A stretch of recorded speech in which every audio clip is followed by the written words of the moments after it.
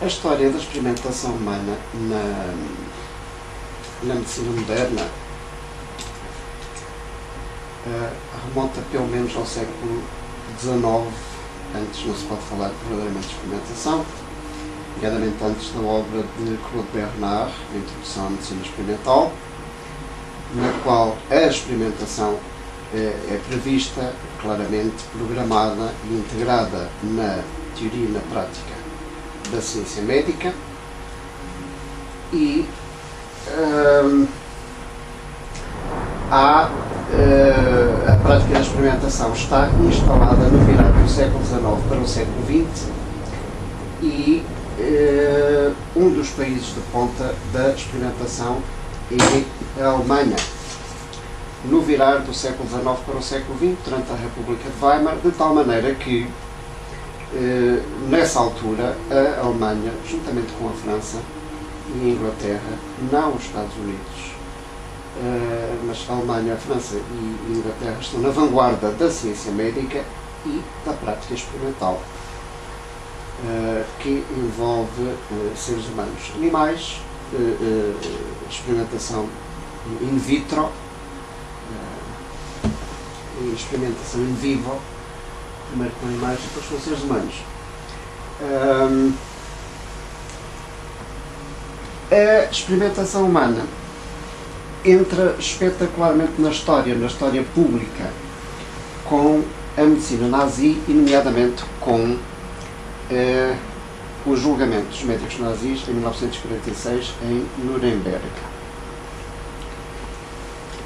É aí que a experimentação médica em seres humanos adquire a sua venda negra, que não tinha antes. No entanto, é necessário dizer que a experimentação que se praticava já antes da Segunda Guerra Mundial e em todos os países europeus e também nos Estados Unidos, embora nos Estados Unidos em menor escala, essa experimentação que se praticava antes da Segunda Guerra Mundial era uma experimentação que em muitos aspectos seria posteriormente inaceitável, nomeadamente porque a informação dada aos pacientes, ou às pessoas sobre as quais se praticava a experimentação, era escassa ou nula, tanto em relação ao conteúdo objetivo do que se estava a experimentar, como, sobretudo, acerca das consequências, dos efeitos secundários inesperados, imprevisíveis e eventualmente maléficos.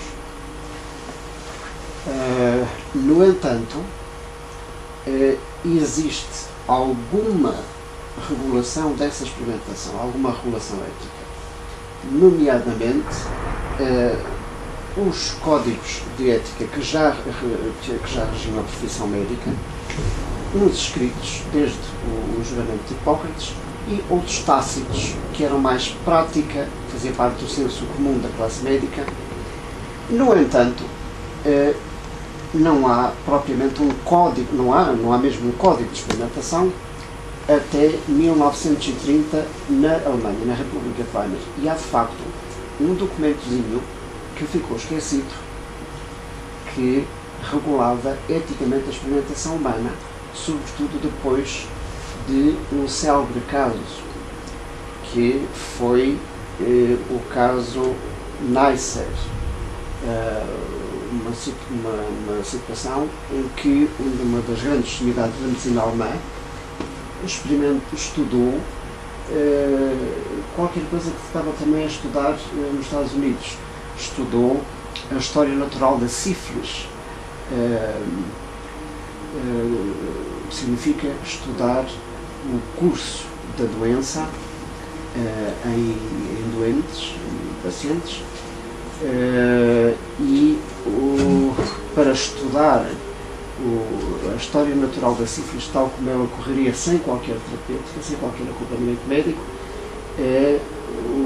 o médico inoculou um grupo de prostitutas com agente da sífilis, considerando que o exercício da profissão as levaria mais tarde ou mais cedo a serem infectadas e o caso tornou-se público e foi a julgamento, foi condenado, e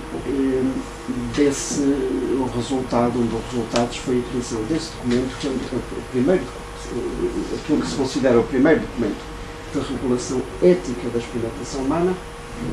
É um documento dirigido pelo então Ministério que corresponderia ao posterior Ministério da Saúde, um documento dirigido aos hospitais, aos médicos, mas sobretudo às instituições de prestação de cuidados médicos, aos hospitais, às clínicas privadas alemãs, mas que dava instruções para a prática da experimentação humana, em que se previa a informação ao doente, em que se previa uma concepção rigorosa do experimento, em que se previa a seriedade da concepção do experimento, a utilidade, a justificação da utilidade, etc. Este documento ficou esquecido, nomeadamente até ao julgamento dos médicos nazis em Nuremberg. Acreditava-se então que não havia nenhum documento que regulasse especificamente a experimentação humana. Agora, o que nos interessa do julgamento dos médicos em 1946 em Nuremberg é que, em primeiro lugar,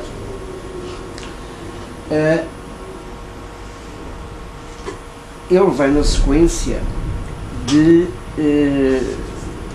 uma série de julgamentos dos altos dignitários nazis, o primeiro dos quais em 1945, que é o mais conhecido, que levou ao banco dos réus os máximos responsáveis do regime, os máximos responsáveis políticos. O que normalmente não se sabe é que se decidiram 12 outros julgamentos, alguns dos quais se dirigiam a grupos profissionais muito específicos. E um deles foi o julgamento dos médicos. E quem foi julgado não foram exatamente os médicos nesse julgamento em Nuremberg, do conjunto dos 12 grandes julgamentos. Quem foi julgado não foram exatamente os médicos que praticaram a experimentação, mas aqueles que nós chamaríamos os responsáveis pelo sistema de saúde do Terceiro Reich, o que equivaleria aos atuais ministros, secretários de Estado, e também é uma figura que era o médico pessoal de Hitler, que não tinha nenhum cargo oficial, nenhum grande cargo oficial, mas era o médico da chancelaria, o médico pessoal, e era através dele, provou-se que era através dele que as ordens verbais para as políticas mais ou menos secretas do Terceiro Reich, que acabaram por levar ao Holocausto, eram transmitidas oralmente por Hitler a esse médico, ao Dr. Frank, e que foi condenado à morte em Nuremberg. O que se revelou, no entanto, em Nuremberg foi o seguinte. Em primeiro lugar, é necessário dizer que o primeiro julgamento de Nuremberg foi um julgamento em que as quatro potências vitoriosas, os Estados Unidos, a União Soviética, a Inglaterra e a França, eram acusadores. E os outros julgamentos, nos outros julgamentos seguintes, realizados em Nuremberg, isso já não aconteceu. O único acusador era os Estados Unidos. Foi o caso do julgamento dos médicos, o que levantou alguns problemas jurídicos, mas o principal problema jurídico que se pôs no caso do julgamento dos médicos e que já se tinha posto no grande julgamento dos altos responsáveis nazis foi a acusação, o conteúdo da acusação. E, de facto, o primeiro julgamento de Nuremberg e depois o julgamento dos médicos confrontou-se com o problema de saber de que acusar especificamente, afinal, aqueles que eram os vencidos, porque se tratava de um julgamento organizado pelos vencedores sobre os vencidos. e sobre práticas que são, em todas as guerras, eram comuns a ambos os adversários. O expediente, no primeiro julgamento de Nuremberg, foi a definição da figura dos crimes contra a humanidade, que já estava definido, já estava estabelecido quando se realizou o julgamento dos médicos um ano depois, que começa em 1946. De maneira que a acusação já existia e não houve problema em definir o crime que já está definido, mas houve outro problema. É necessário dizer que quando os exércitos norte-americanos chegaram aos campos de concentração, onde se sabia que era praticada a experimentação humana, tanto na Europa como no Oriente, na China, ocupada pelo Japão,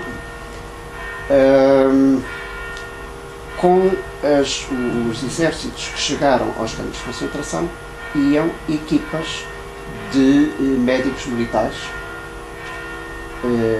que tinham responsabilidades também no sistema médico norte-americano e que estavam especificamente encarregados de uma coisa muito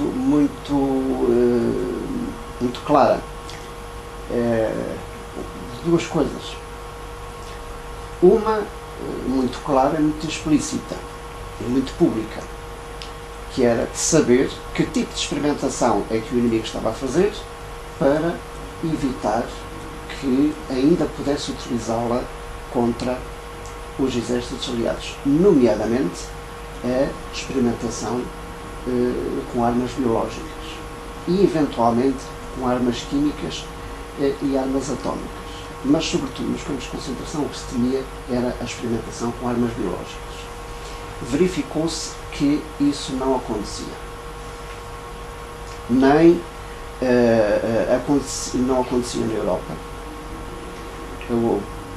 Parece que houve alguma sugestão de experimentar armas biológicas, mas os cientistas e os dignitários nazis hesitaram porque perceberam imediatamente que as armas biológicas que podiam lançar tinham um efeito incontrolável, que era voltarem-se contra os próprios.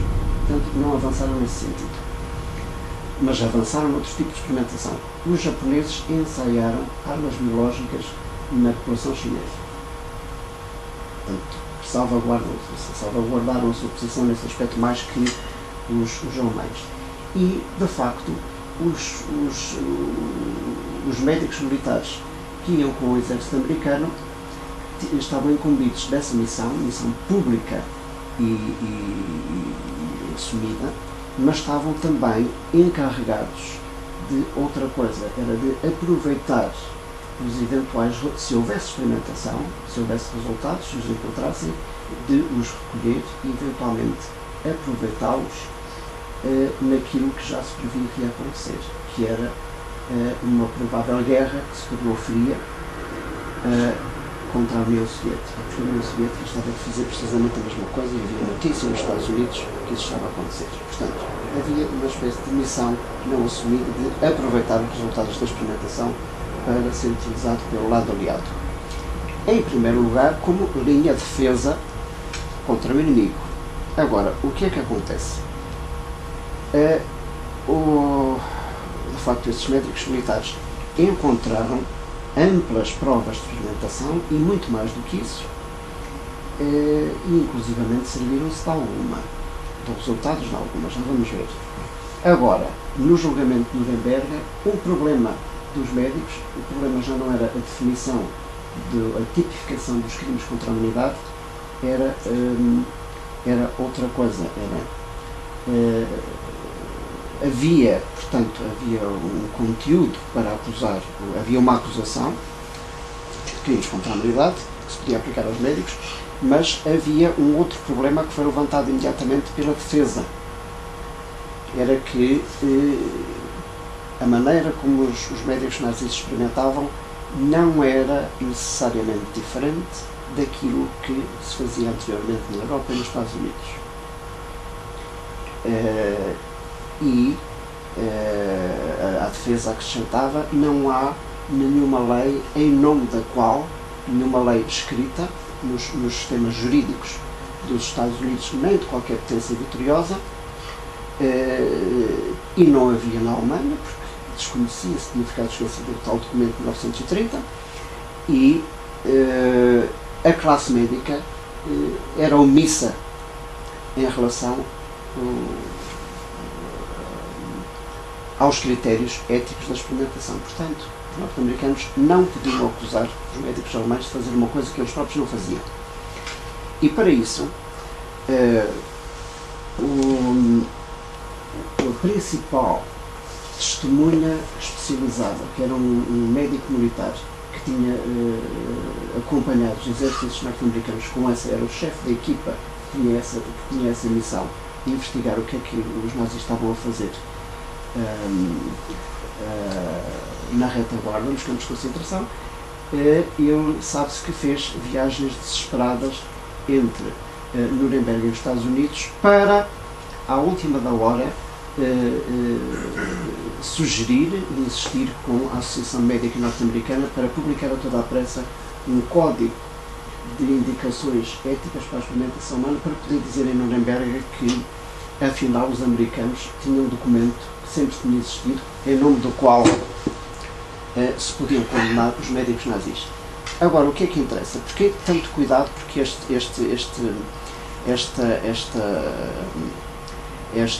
crispação e esta pressa, porque o que estava a acontecer era muito mais do que transparecia. Em primeiro lugar, no julgamento dos médicos, percebeu-se uma coisa. Claro que havia médicos que se sabia muito bem quem eram, facilmente se descobriu quem eram, que praticavam experimentação nos campos de concentração. No entanto, nem toda essa experimentação era deslocada ou aberrante. Havia experimentação, alguns dos experimentos eram extraordinariamente bem feitos e estavam em relação direta com os principais centros de investigação biomédicos da Alemanha e do mundo de então, que eram a rede dos institutos Kaiser Wilhelm, Imperador Guilherme, que remontava à época imperial, aos anos de 1870, e que são os atuais institutos Max Planck. E, de facto, homens como o Josef Mengele estava a fazer o seu doutoramento em Auschwitz, orientado por uma das sumidades da medicina alemã e mundial da época, que era o Ottmar von Verschuer, que vemos aqui a preparar-se para medir as dimensões cranianas de duas gêmeas arianas. Ou seja, no julgamento dos médicos, descobriu-se que os médicos podiam ser acusados. No entanto, a medicina que faziam não era necessariamente má medicina.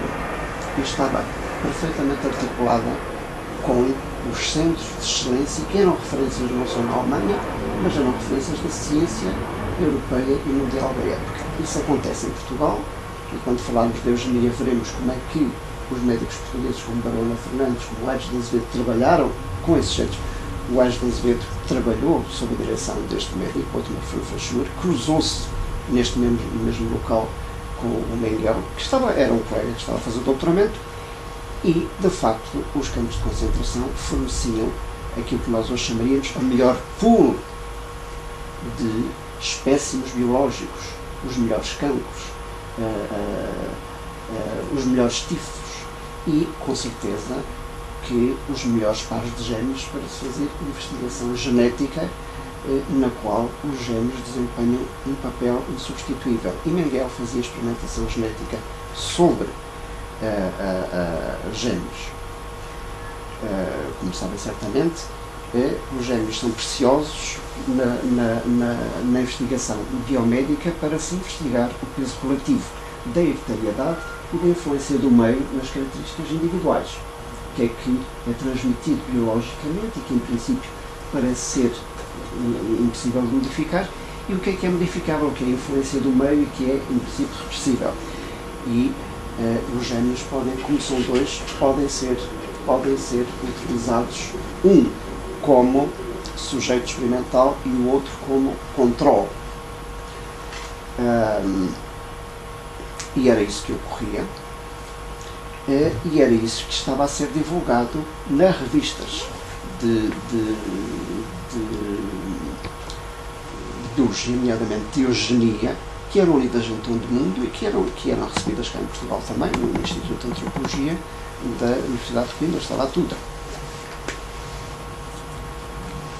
Percebeu-se no julgamento dos médicos, em primeiro lugar, que julgar os médicos era contaminar de alguma maneira a própria ciência, porque nem sempre os médicos eram uma espécie de marginais da ciência, mas faziam ciência inquestionável do ponto de vista científico, ainda que do ponto de vista ético o pudesse ser. Só que do ponto de vista ético era tal coisa. Os americanos tiveram de arranjar desesperadamente um documento que disseram que sempre tinha existido para poderem dizer que aquilo eticamente era inaceitável, ainda que cientificamente em alguns casos não se pudesse questionar. Percebeu-se isso, e o que teve consequências muito sérias, já vamos ver, e percebeu-se que embora alguns experimentos fossem de facto deslocados e houvesse inclusivamente um dos médicos que os próprios nazis afastaram, o que é certo é que havia os experimentos médicos podiam se classificar em duas grandes áreas. Uns tinham por fim a ciência racial nazi e outros tinham por fim a ciência bélica. Ou seja, quanto à ciência racial, tratava-se essencialmente de desenvolver as concepções e pôr em prática as políticas daquilo que a medicina nazi chamou a higiene racial. Ora, a higiene era uma disciplina básica da formação médica de qualquer universidade, de qualquer faculdade de medicina europeia ou norte-americana. Desde o século XIX era a higiene tout court, ou higiene social, e é antepassada da nossa saúde pública. Com o advento, e a higiene social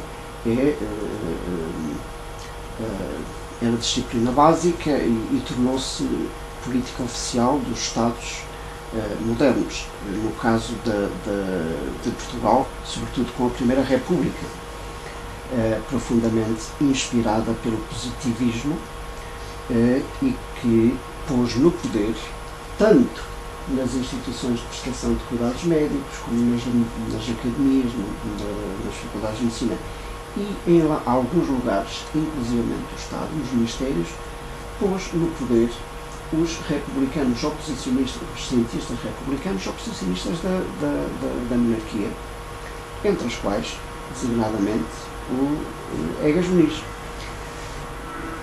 Com o desenvolvimento da biologia, e nomeadamente da biologia da hereditariedade, surge e desenvolve-se e torna-se uma disciplina de ponta, no virar do século XIX para o século XX, a ciência da hereditariedade, que na altura se chamava a eugénica. E que é antepassada da atual genética e que só foi rebatizada depois da Segunda Guerra Mundial. E foi rebatizada justamente por causa do nazismo. A eugénica era considerada a disciplina de ponta da higiene porque era a disciplina mais laboratorial, era aquela que parecia possibilitar pôr em prática o grande desígnio do higienismo, da higiene. E o grande desígnio era não tanto curar a doença, mas preveni-la antes que ela surgisse, antes que ela ocorresse. E a eugenia constituía a teoria e a prática da seleção dos bons genes antes que a doença se manifestasse e, ao mesmo tempo, da eliminação dos maus genes. Para tanto, previa-se, em primeiro lugar e designadamente, o impedimento do acesso ao casamento e, sobretudo, à reprodução dos indivíduos ou dos grupos geneticamente deficientes, os chamados degenerados biológicos. E acreditava-se que todo o desvio social, nomeadamente a criminalidade, todas as formas de desvio social, sexual, a criminalidade, a prostituição, a doença mental, mas também certas formas, certas doenças hereditárias, certas deficiências físicas hereditárias,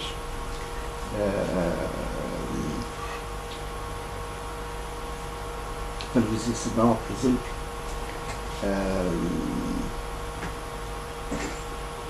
a epilepsia.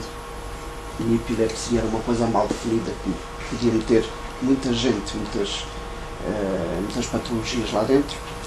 Acreditava-se que a teoria e sobretudo a prática eugénica permitiria libertar a sociedade de uma multidão de degenerescências hereditárias e, consequentemente, libertar a sociedade de um peso económico e social,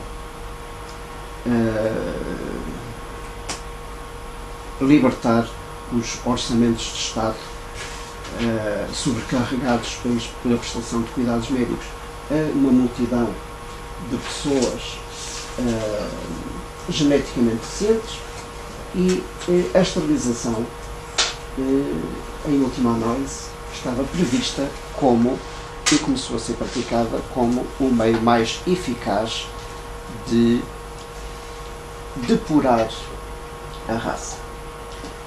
A genética deve-se à genética noções precisamente como a de raça do ponto de vista biológico e outras noções como, e utilizo os termos portugueses que foram usados para traduzir os termos estrangeiros, a raça. Um dos grandes medos relativos à degenerescência era a miscigenação racial. E a miscigenação racial significava a mistura com raças inferiores, nomeadamente nos impérios coloniais. No caso português, era o medo da mistura com os povos colonizados. Uma das concepções prevalecentes é que há uma história biológica das raças que leva a que algumas possam evoluir mais rapidamente que outras, e umas evoluir e outras nem sequer evoluir, de tal maneira que as que não evoluem conservam, do ponto de vista darwiniano, ou conservavam, tal como se interpretava o darwinismo, conservavam aquilo que se chamava características atávicas, e acreditava-se também que não só havia raças que tinham estacionado no tempo, parado no tempo, com as quais era perigoso as raças superiores misturarem-se, porque a descendência iria herdar a possibilidade de atavismos, ou seja, de adquirir características que a sua própria raça, características de raças inferiores, que a sua própria raça já tinha superado. Acreditava-se também que havia formas de degenerescência nas raças superiores que consistiam de formas de degenerescência que davam origem ao crime, que davam origem à patologia mental, a toda a espécie de desvio, e considerava-se que as pessoas afetadas por essa degenerescência se caracterizavam precisamente pelo atavismo. O criminoso era uma espécie, sofria de um atavismo, ou seja, a sua biologia tinha de algum modo recuperado características que os restantes membros da raça tinham superado. Daí que, e acreditava-se, por exemplo, que a medição do crânio permitia provar que o crânio do criminoso ou da prostituta estava mais próximo do gorila ou do chimpanzé que do Homo sapiens sapiens, a que os restantes membros da raça já tinham acedido completamente. E a ciência, a higiene racial, tratava justamente disso. Ora, foi a eugenia que transformou a disciplina da higiene social, antepassada da saúde pública, em higiene racial. A higiene racial teve o seu máximo desenvolvimento na Alemanha, ainda antes da ascensão do nazismo. E nesse aspecto, a Alemanha, antes da ascensão do nazismo, tornou-se um modelo para a medicina mundial. E tanto nos países de língua inglesa que eu conheço, cuja recepção da ciência nazi eu conheço, como em Portugal, que acabo de descobrir, também se pode dizer que a higiene social se racializou até um certo ponto. Ou seja, os cientistas, os eugenistas ingleses e norte-americanos começaram a falar também de não apenas de higiene social, mas de higiene racial. Em Portugal, isso também aconteceu. O professor Baroana Fernandes, que trabalhou na Alemanha nazi, entre outras pessoas, com o Otmar Verschuer, mas foi sobretudo orientado por um outro médico também, que depois também subscreveu as teses da biologia nazi, mas o Baroana Fernandes é um dos exemplos que em Portugal avançou para a higiene racial, para os conceitos de higiene racial. No entanto, como a higiene racial começa a desenvolver exponencialmente com o nazismo, os médicos estrangeiros, não alemães, e no caso português, Baroana Fernandes, aperceberam-se que, sob o nazismo, a higiene racial não visava apenas depurar a raça, o que o Baroana Fernandes e os médicos da época em geral aceitavam, mas se preparava para fazer outra coisa, para fazer com que a higiene racial fosse um instrumento de eliminação das raças inimigas. E aí os não alemães começavam a recuar. O Baroana Fernandes recuou, disse que no documento de 1938, depois de regressar da investigação que lhe permitiu fazer o doutoramento cá em Portugal, ele tem um documento em que faz uma crítica muito violenta dos termos em que a higiene racial estava a ser praticada pelo nazismo. Há cientistas ingleses e norte-americanos que o fazem, mas nem todos o fazem. De tal maneira que, por exemplo, os Estados Unidos, que só entram em guerra com a Alemanha depois de Pearl Harbor, em 1941, continuam a manter estreitos contactos com os cientistas americanos, norte-americanos continuam a manter estreitos contactos com os cientistas nazis e lastimam inclusivamente o terem de cortar esses contactos depois de os Estados Unidos e a Alemanha nazi se terem transformado em potências beligerantes, o que significa, e significou também no caso do Baroana Fernandes, que até ao julgamento de Nuremberg havia cientistas não alemães que se apercebiam que os cientistas alemães estavam a avançar num rumo que eles próprios condenavam, mas não se aperceberam, na minha opinião, até ao julgamento dos médicos que a ciência que faziam era, pelas suas concepções, pelo seu conteúdo, pela sua natureza, responsável, em última análise, pelo Holocausto. E isso é preciso chegar ao julgamento dos médicos, porque aí se percebe que eram as próprias concepções, e nomeadamente o conceito da raça. Porque o conceito de raça, o Baroana Fernandes e os cientistas norte-americanos e ingleses condenavam já, em alguns casos, condenavam os cientistas nazis, mas não a ciência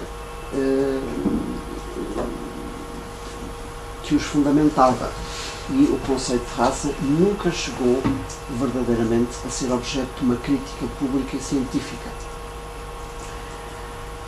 De tal maneira que, em muitos aspectos, e já veremos mais à frente, em muitos aspectos, o conceito, o atual conceito de património genético ainda tem vestígios do conceito da raça desta época, e esta época é precisamente uma época da ciência em que a eugenia, antepassada da genética, ainda não conhecia os genes. Já os tinha teorizado, mas, digamos assim, a teorização que, a partir da qual se considera que de facto o gene é uma entidade objetiva, é dos anos 50, quando a teorização da dupla hélice. Significa que a genética dos anos 30 não é ainda uma verdadeira genética como hoje a consideramos. Portanto, e de facto, no julgamento dos médicos, percebeu-se que havia um conjunto de experimentação médica que se dirigia à ciência racial. E que visava essencialmente, além da depuração da raça ariana, visava a eliminação dos inimigos raciais, que eram inimigos genéticos, eram os não arianos, e visava justamente a defesa da raça ariana contra a contaminação das raças inferiores, a começar pelos judeus.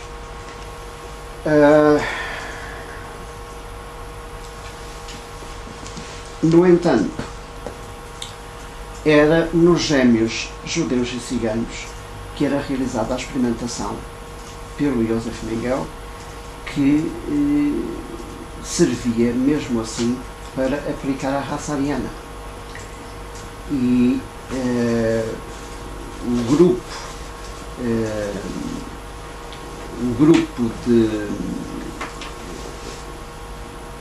das crianças utilizadas pelo Joseph Mengele na experimentação médica era o grupo mais saudável e mais bem alimentado dos sobreviventes de Auschwitz.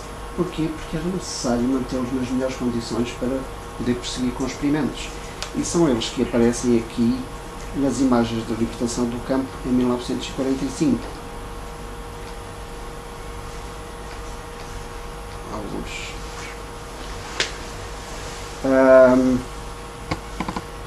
O que é que acontece nesta sequência? A ciência racial é condenada em Nuremberg, mas é condenada na pessoa dos seus médicos, não na sua teoria. De tal maneira que, se um personagem como o Mengele se transformou num monstro da história, o Otmar von Verschuer, que era seu orientador, não só se manteve como presidente do Instituto Kaiser Wilhelm, a que já superintendia durante o regime nazi, como continuou a publicar, não foi em nada afetado, nomeadamente não foi afetado pela desnazificação, não foi afastado do seu cargo, ao contrário do Heydrich, por exemplo, e continua a publicar, e a equipa dele continua a publicar nas melhores revistas científicas mundiais, de forma tão insuspeita que décadas depois o presidente do Anderson, presidente do projeto Genoma Humano, da cartografia integral do genoma humano, que está concluído, que decorreu sobretudo durante a década de 90 e os primeiros anos dos anos 2000, citou um artigo do Verschuer para fundamentar a antiguidade, para fundamentar cientificamente o projeto de genoma humano e para legitimar a antiguidade desta preocupação, deste interesse científico pelo genoma, sem se aperceber quem é que estava a citar. O que demonstra que a seriedade das investigações da medicina pré-nazi e mesmo da medicina nazi continuou inquestionável até aos nossos dias. De facto, quem foi julgado em Nuremberg foram os médicos, mas não exatamente a medicina, embora no julgamento houvesse a percepção que as próprias concepções médicas e científicas eram responsáveis pelo Holocausto.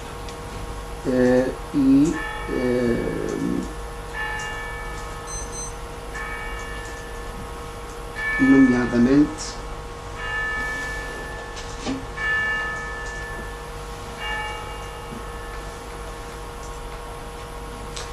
por isto, as grandes acusações do julgamento eram estas. Primeiro, os médicos eram genericamente acusados da eliminação seletiva, a que chamavam eutanásia, de algumas categorias de pessoas, nomeadamente doentes e diminuídos mentais, em hospitais psiquiátricos ou mais, ao abrigo do programa T4. Era um eufemismo utilizado pelos dirigentes do Terceiro Reich para cobrir uma operação de eliminação seletiva que chamaram eutanásia e a que deram o programa T4 porque tinha sido decidida numa repartição do governo que se encontrava, que estava sediada num edifício hoje inexistente, entretanto demolido, no centro de Berlim, na Tiergartenstrasse, número 4. Daí que lhe chamassem o T4. A eutanásia consistiu nisto. Foram aplicadas na Alemanha nazi programas de esterilização compulsiva das tais pessoas que não deveriam reproduzir-se, e os médicos nazis inicialmente queixavam-se que o regime devia envergonhar-se de ter leis mais recuadas do que aquelas que existiam em alguns estados norte-americanos e do que existiam na Escandinávia. Programas de esterilização. E, de facto, foram postos programas de esterilização na Alemanha nazi que eliminaram cerca de 400 mil pessoas. Eliminaram não, esterilizaram cerca de 400 mil pessoas.